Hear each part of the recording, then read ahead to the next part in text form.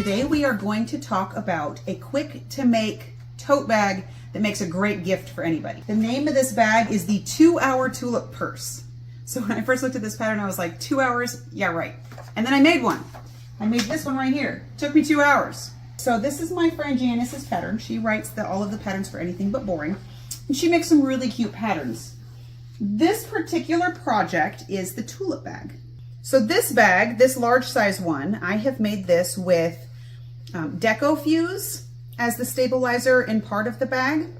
It's a fusible, non-woven, mid to heavyweight interfacing. And then for the bag itself, I used wool batting. So it's not fusible, it's not fused on. I just attached it to the different pieces. I used 2 different fabrics by Anna Maria Horner.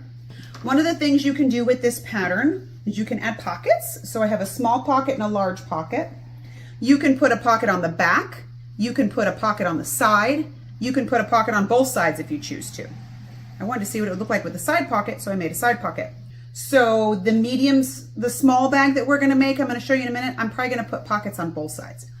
The other feature that this bag has is the smaller bags have 2 different shapes of closures on them. So you can either make a pointy closure or you can make a curved petal closure. You can also leave the closure off altogether and close it with a big button and a piece of elastic. Another idea that Janice gives you in the pattern is you do it without the closure at all, and then you can make, if you made this with orange fabric, orange and black fabric, say, you could make a jack-o'-lantern. You could embroider the little face on the front, and you could make it a trick-or-treat bag. You could add, you could do this out of spring-colored fabric, and you could make it like an Easter basket. You could make it like any kind of basket you want. All right, so we're not gonna do all of the different adjustments, but we are gonna make this bag, and I'm gonna give you some tips and tricks on it, okay? The first tips I wanna give you is the cutting, the setup for the cutting. So I am, in this bag, going to use Heat and Stay Fusible Fleece. This is my favorite fusible iron-on fleece material. It's a polyester batting that has a fusible topping on it. I like the weight of this. It fuses really cleanly. It doesn't pucker up like some other kinds do. This is my favorite. So we're gonna use fusible fleece, and then we're also gonna use a product that is new to me. A customer asked me if I carry it. I had never heard of it before. I got a bolt in. I've been playing with it all day. I love it. So what this is a fusible horsehair interfacing. So it actually has horsehair in it. One side's bumpy, that's my fusible side. The other side's not. What this reminds me of is like Shape Flex. So it's like a woven fusible interfacing, but heavier. So if you like Shape Flex, and I really like a woven interfacing because it keeps the feel of the fabric I'm putting it on. So this is kind of what that is, only it's just a little bit beefier. The first thing I'm gonna tell you is you have 4 different sizes of your petal. This is why it's called the tulip bag, because it looks like a flower petal. I want to make 4 different sides of my bag with this. So the first thing I'm gonna do is I'm gonna cut out my lining side of my bag. I need 4 petals. So what I did was I folded this in half. I have my piece of interfacing. I folded it in half, and then I fold it in half again, so I only have to trace out my pattern 1 time. All right, so as long as that fits on there, you're good to go. Now I also want to add a pocket to this, so instead of tracing this out again, I'm going to cut through my interfacing so that I only have 1 layer here. Then I'm going to fold this piece over again. So now I have 5 layers of fusible interfacing here. Just so that it doesn't slip too much on me, I'm just going to pin it a couple of times out of the way of where I'm going to cut. Okay, so we're just going to hold this down. I'm going to take my pattern piece and set it right on top here. Now this part is subject to interpretation. You do what you like. When I'm tracing out a pattern that I know I'm going to cut on the line, and I know that there's going to be a seam allowance, especially on something that's kind of bulky, I like a fine tipped permanent marker because I can just sort of run that right next to the pattern paper. Now, that being said, if I knew for sure, and I'm pretty sure that I'm going to make this pattern multiple times, I would make myself a piece of template plastic with this design on it. because it's sturdy. I don't have to worry about cutting into it or marking on it too much, and it's easier for my pen to run next to the bit of plastic. For the sake of demonstration, we're just going to draw this out. All right. So now I have 5 layers here. So I'm going to use my Kai scissors and I'm going to trim this piece off. Now this is going to cut through all 5 of my layers. Then I can use my rotary cutter and my ruler to straight cut this piece. Anytime I know I have a straight thing to cut, I'm going to cut it with my ruler. Just because it saves time, it's more accurate. Okay, so go ahead and cut that that way and get rid of your scraps. So now what I've got is all 5 layers here. And even though this stuff is heavier than the other like shape flex, it really does cut really easy. All right, so the first thing I need to do is cut out my interfacings. Then I can decide which closure I want for this one. My closure, I need to fold in half and cut on the fold. Now this stuff is pretty stiff, so I'm gonna wanna do a couple of things. I'm gonna wanna kind of finger press this and pin it down so that I can find that fold and it doesn't walk away from me. So since I folded this here, I'm going to use my template to cut out. This is for our little flap closure. Just going to set this on top of there. I'm just going to hold it because it's not that much of a design to cut. And we only have to do it on the fold, so we only have to draw out half of it. Okay, now the pattern will tell you which things you need to cut your interfacings for and which things you need to cut your fusible fleece for. All right, so now we've got our flap made. Once I've cut out all of my interfacings, I'm going to take my pattern piece again and my fabric. So here's the fabrics that we're going to use for this bag. This is going to be the outside of my bag. This is a beautiful Odile Ballieu fabric and then some Corey Dantini fabric on the inside. So since I'm going to make multiple layers again, what I'm going to do is put my folded sides together. I need to have 4 pieces of both the outside fabric and the lining fabric. So again, I can just take my fabric. I'm going to give this a quick press. Hang on one second. So since I need to cut 4 layers out, now I've got this all pressed. It's nice and smooth. I've already got 2 layers here because they're they're folded wrong sides together. If I just fold this over again, now I have all 8 layers set in one spot. Now, if you're nervous about cutting through 8 layers, don't do this. If you feel like you can handle it, then go ahead. Going to then again trace around my fabric. Now I know I'm putting Sharpie on a piece of fabric, but you're going to cut right on that line and you have a seam allowance in this bag. So you're not going to see this. And you're only marking one of the fabrics, because you're going to cut through all the layers at once. So now we've got 4 and 4 layers. And use my rotary cutter and my ruler again to cut the top of our pattern. Then I'm going to cut these out. All right, so now we are going to use the pink as your lining. So we're going to separate these and the floral print as the outside of our bag. So I'm going to make 2 piles. One pile, the lining pile, is going to get this stuff fused to it. The outside bag, though, is going to get the heat and stay attached to it. So we still have to cut a couple more things. We're going to make 2 pockets on this bag. So that means I need an extra bit cut out of this part. So first, I'm going to cut my bag closure. I only need 1 color. So since this is my lining fabric and this is my outside fabric, I'm going to cut my closure from this little piece here. Okay, so again, I'm going to put this on the fold because I need 2 pieces. They need to be back to back. I'm just going to cut this off of here.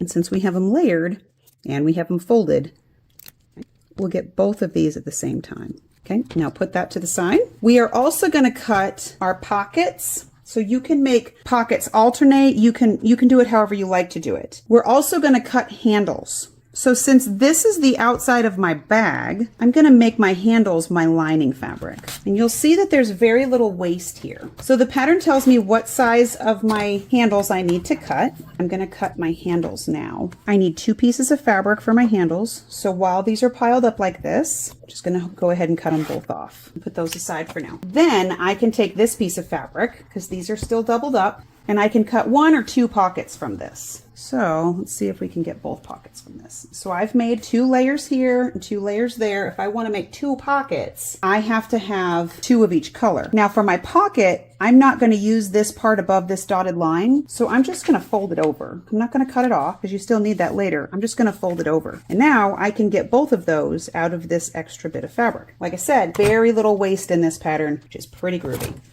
So now I can put a pocket on either side of my bag because I have enough fabric that I can make 2 pockets. Okay, so I'm going to cut those out. The small bags have 1 extra pocket on the inside.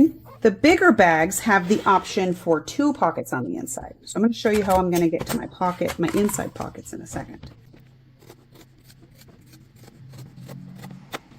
So for my inside pocket, so that's all the waste that I have from the lining piece of fabric. It's not too bad. And then for the inside pocket, I need 2 pieces of fabric. The pattern calls for a little bit different size depending on what size bag you're going to make. So I'm going to go ahead and cut the size I need for the inside of my bag. Oh, and I just realized I forgot to cut a interfacing for my pocket, so I'll go back and do that. Okay, so there's my pocket. So now I've cut all my pieces out for my inside pocket, my 2 outside pockets, my lining, my bag sides, and my handles. So now the only thing that's left to cut is the fluffier stabilizer. So whether you're using foam or you're using fleece like I'm using, we're going to do that now too. So I need 4 pieces of fleece. So I've got my strip of fleece here. I know that I'm going to need a strip for my handles. I'm going to fold my fleece so that I have 4 layers here. We're going to take our bag pattern, unfold it, and we're going to put it far enough over here that I still have a strip on this side that I can get my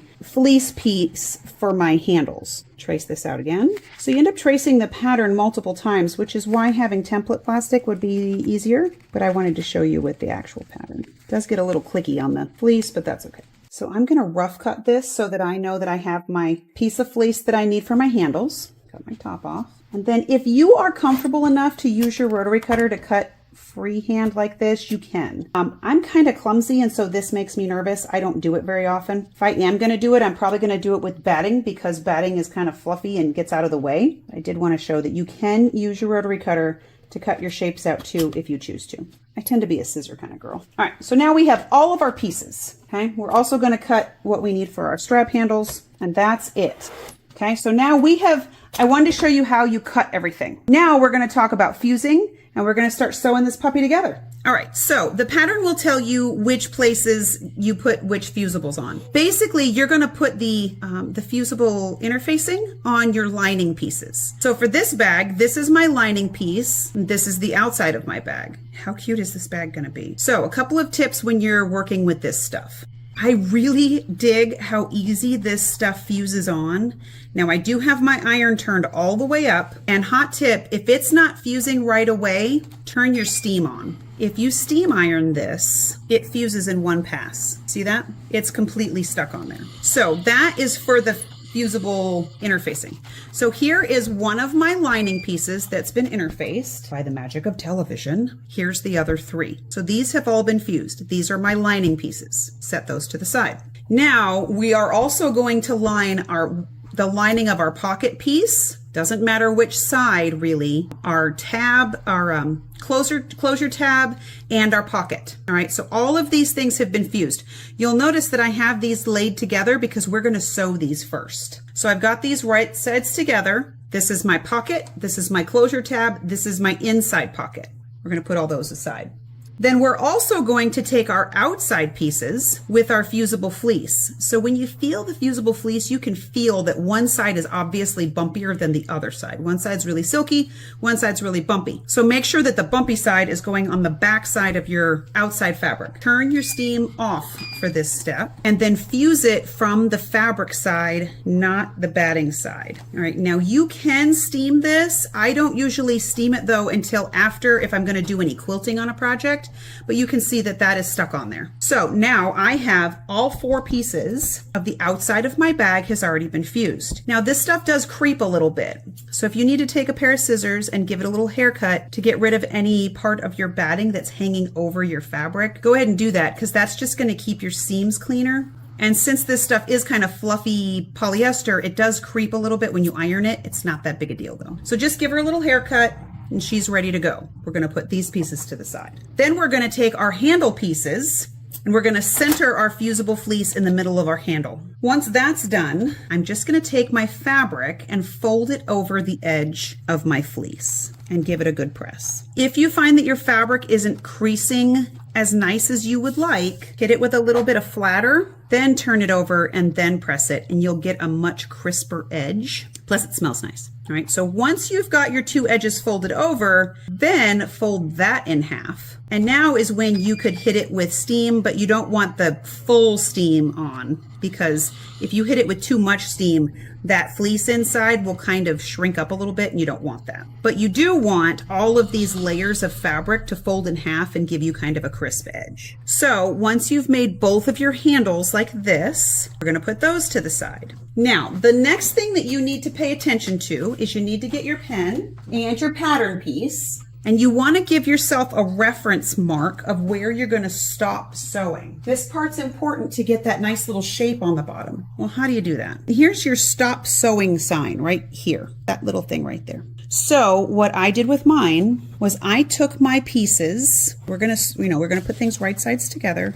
Oh, this is the wrong size. Hang on. Since I'm making two different size bags, I got discombobulated. I'm going to take my pin and I'm going to make a little hole here for where that goes. Then I can take my Sharpie and I can kind of just stick it through the hole. And so now I have a little dot. So on every one of your pieces, both your lining piece and your bag pieces, you're going to just sort of make a little dot of where to stop sewing. Okay, so here's all my outside pieces. Now, if you're doing this with template plastic, again, if you know you want to make this bag a bunch of times, I would strongly recommend doing this with template plastic because your plastic isn't going to wear out all the different times you mark this little hole in there. So we're going to put those to the side. Then the next thing that we need to mark is where we're going to put our snap in. So I love these magnets from Sassafras Lane because they're all kinds of really fun, cute colors. So you can get these in colors that match your bag. You can get them in like a bronze or a silver or a black or iridescent or whatever. But since we have a lot of this sort of orangey fabric on here, I chose these mustard yellow orange snaps. This is how you're going to put those snaps in. I did my interfacing on the back of my outside bag fabric on purpose because I want this to be on the top. That means I want my snap to be set on the inside. So when you take the snap out of the package, you're going to have these little things that look like nickels with holes in them. And then you're going to pull these apart because you have a male and a female end of your snap. Take this little rubber thing off. That's just the thing that keeps your paint from chipping off or whatever in transport. You're going to put the female end of your snap on the bag body. So don't do that one yet. We're going to put the male end of our snap on the flap. So we're going to use our template, which was folded in half, and I'm going to line it up on half of that design. And then the middle of the snap, there's my mark right there. This is where that wants to live. Then I'm going to take this little nickel. There's the circle of where the middle of that's going to go. We're going to line that up, and I'm just going to make a line in those two lines. I'm going to take one of these outside panels, doesn't matter which one, unless you fussy cut your fabric, it doesn't matter which one. And we're going to lay this right side up.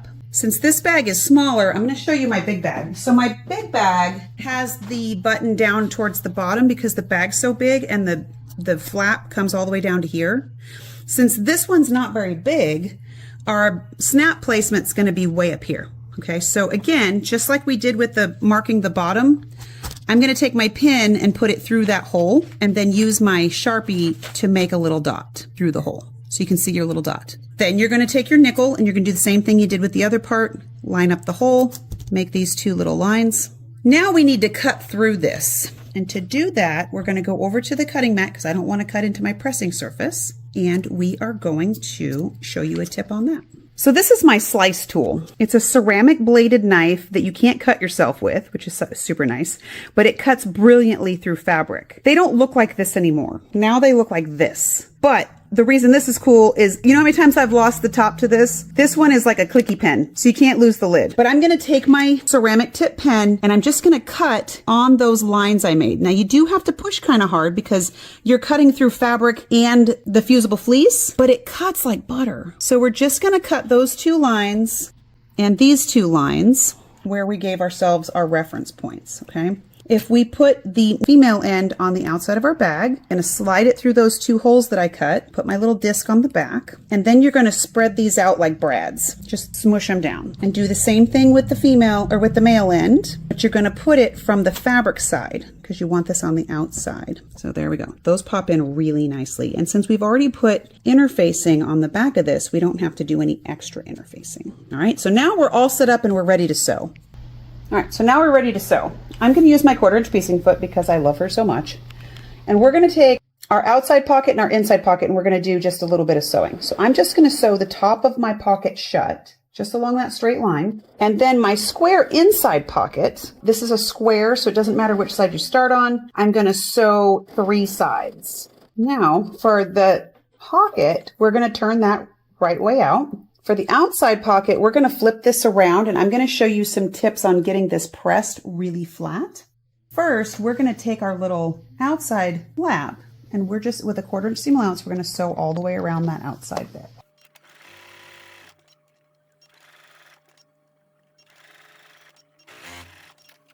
All right, so I'm going to go grab my point turner, and we're going to do some pressing, and I'm going to show you some fun stuff. All right, so now we have our square pocket. I'm going to trim away the points just a little bit. Don't get too crazy because you don't want those seams to come apart. And I'm just going to do those top 2. Then I'm going to turn my pocket right way out. Y'all know I love my precision turning tool because I can get right up inside that pocket and really poke those corners out. And it's not only about poking the corners out, but I can also, once the corners are poked out, I can take that brown tip there and I can run it down the seam, and it almost does the pressing for you. And when you have interfacing in something, sometimes it's really hard to get the seam lined out on the sides before you press it. So if I run that point turner along my seam, it's easier to press. So now that I've got that pretty flush, I'm going to lay it flat and run my turner down the seam again. Then I'm going to press this nice and flat. And I am using my steam at this point because I really want this to lay as crisp as possible. All right, so we're going to put our pocket to the side.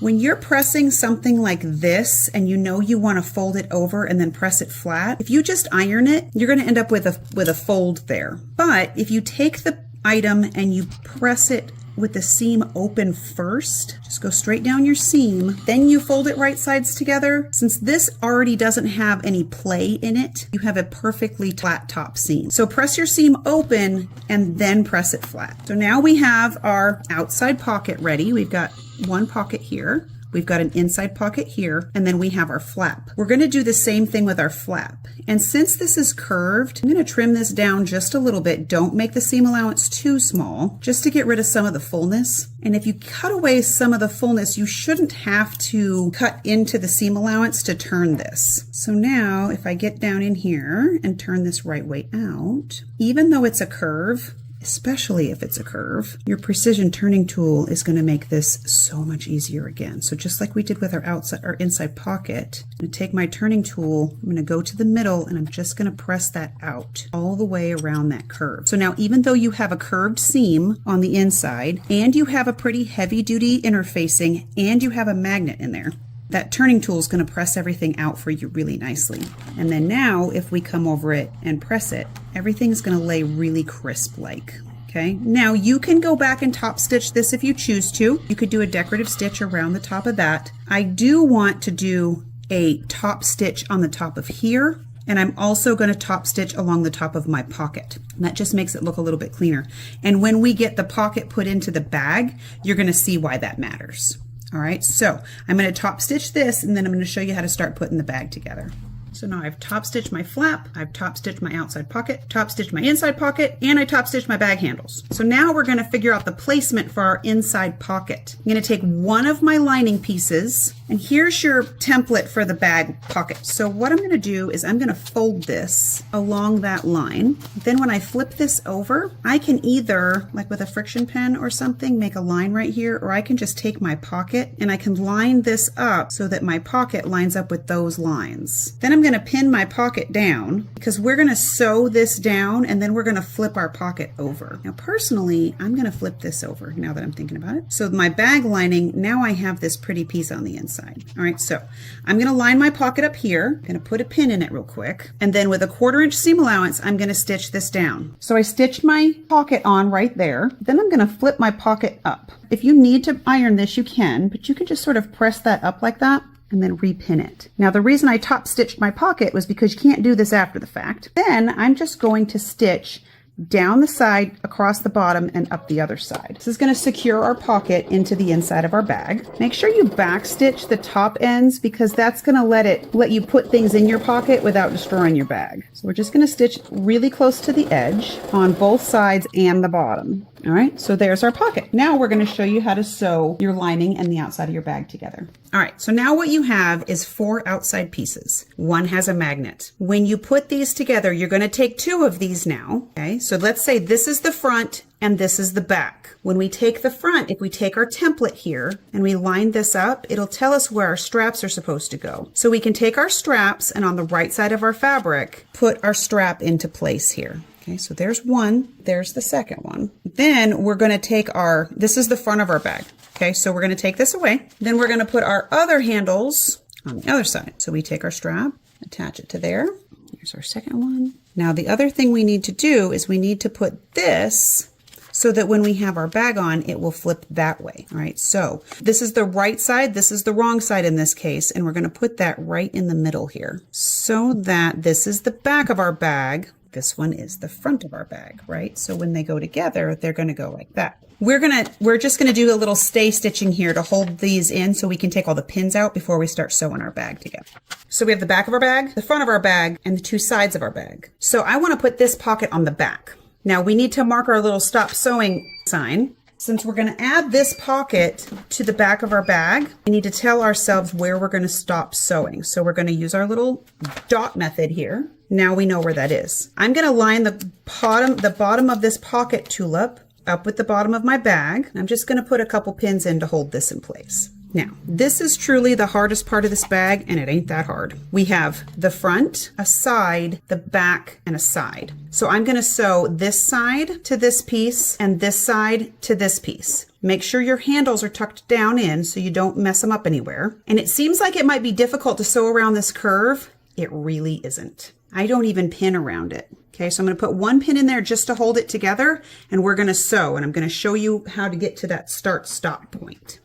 So we've got our bag pieces right sides together. I definitely want to back stitch every time I join a bag piece together. Don't skip that step because as we start turning this inside out, those pieces get pulled on. And we're just going to sew around that curve. I know when we hear the word curve piecing, we get a little weird, but this is such a smooth slope that it doesn't really matter. All right, so now make sure that your points all line up at the bottom, and then you're going to stop sewing at that little dot. I drop my needle right on the dot and then I back up a couple of stitches because I want to make sure that that's locked in. So that's going to make the bottom of our bag. So we're going to sew that side to that one, this side to this one. Make sure you're locking the stitches at the beginning and at the end.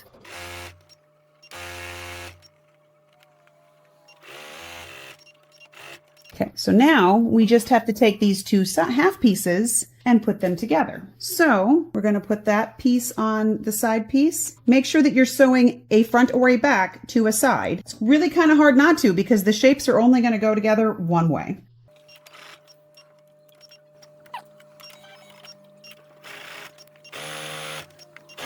So now when you get to where you're getting close to the bottom down here, you're going to see that these 2 seams go together. What I do is I push one to one side and one to the other side because they're kind of full with all that fleece, right? So you want those to lock in so that your bag is very secure in the bottom. And you're just going to kind of sew all the way around that edge. Now I do back stitch at this bottom here just to make sure that it's really secure. And we're just going to keep on going up the side of the bag.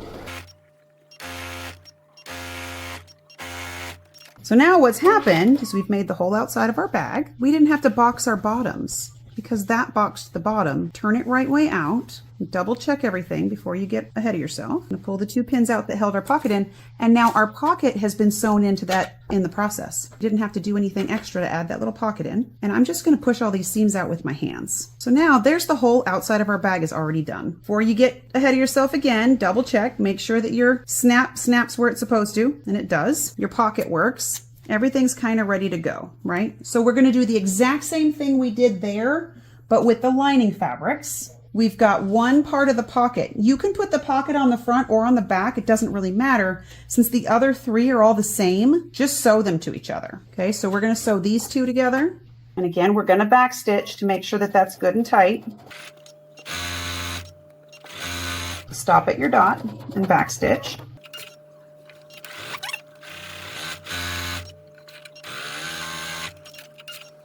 And then you're going to put these right sides together. You're doing the same thing you did with the outside. This is the first bag I think I've ever made where putting together the outside of the bag was the easiest part. Again, when you get to the bottom, put your seams one way and the other so that they lock, and backstitch over that seam conjunction. Now all we have left to do is put our bag together. So we're going to poke this out too, and you have this sort of box, right? Since the outside of our bag is already turned right way out, we're going to make sure that our handles are down. Make sure that your handles aren't sticking up anywhere. Now, if you want this pocket on the front of your bag, match up the front of your bag with the pocket. Tuck that in there and just sort of get the whole bag stuffed inside. All we have to do now is line up our side seams here. And again, I like to face them opposite each other so that there's a little less bulk. And I'm going to match all 4 of my seam spaces. And I don't really match all the way around the bag because those are sort of like the compass points, and they just sort of match up. Then once they're kind of pinned together, I'm just going to sort of massage the fabric into the places where everything goes. And then I'm going to sew all the way around the bag. I am going to leave a small bit open right here for turning. Now, if you want to, you can leave the turning bit in here to turn it right way out. It's up to you. We're going to top stitch it anyway. So I'm going to leave this straight bit open because I find turning and top stitching a straight part easier than a curved part. You're probably going to want to pull your arm off your machine so you can get this up underneath there, and then make sure you're back stitching at the beginning and the end. And just take your time and kind of massage the fabric into place so that you don't sew any puckers in, if you can help it.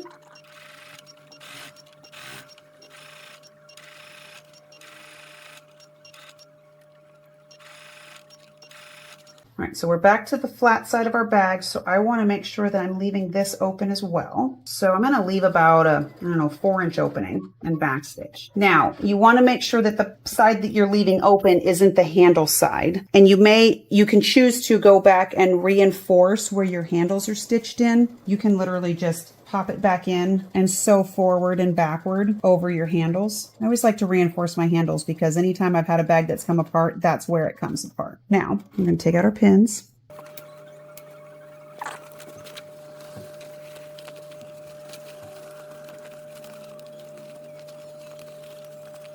All right. Now, when we shove the lining inside the bag, we've got a little done bag. Now, the last thing I'm going to do is I'm going to take this over to my iron, and I'm going to roll these seams to the top, and I'm going to iron it. I'm going to press it before I top stitch it, because if you press this fabric before you top stitch it, it's all going to be flusher at the top and everything's going to relax. And then you can also iron this over. This little bit with the fusible fleece here, you can iron it over before you top stitch it. So make sure that this is all flush in and happy like that before you top stitch it. All right, so that's my last little tip on that, is use your iron for all that it's worth. So we're gonna go press this, we're gonna top stitch it, and then we're gonna be done. So I've pressed all my edges under, so now this is nice and flat. So I'm gonna start my top stitching right here so I can make sure that this is all done right. Still got my 1/4-inch foot on, but I'm only gonna use half of it. So instead of using this edge here, I'm gonna split down the middle of that part of my foot, because that lets me do a really close to the top stitch without changing my foot out, but it still gives me a reference point. So if I go all the way around my bag now, and this is one of those times where you probably want to take it a little bit slow because you want to make sure that everything's lined up and that you're getting a nice consistent stitch. You can lengthen your stitch length at this point if you want it to look a little bit more quilted, but I really like the stability that top stitching gives you. Your 1/4-inch foot might get into the way a little bit when you're coming up to these handles, but just stop when you get there. Make sure you're stopping needle down, and then it won't matter. You can zhuzh your fabric around all you want and fuss with your bag. The other reason I like to top stitch handles and stuff like that is because it stabilizes and gives you another layer of security on the handles.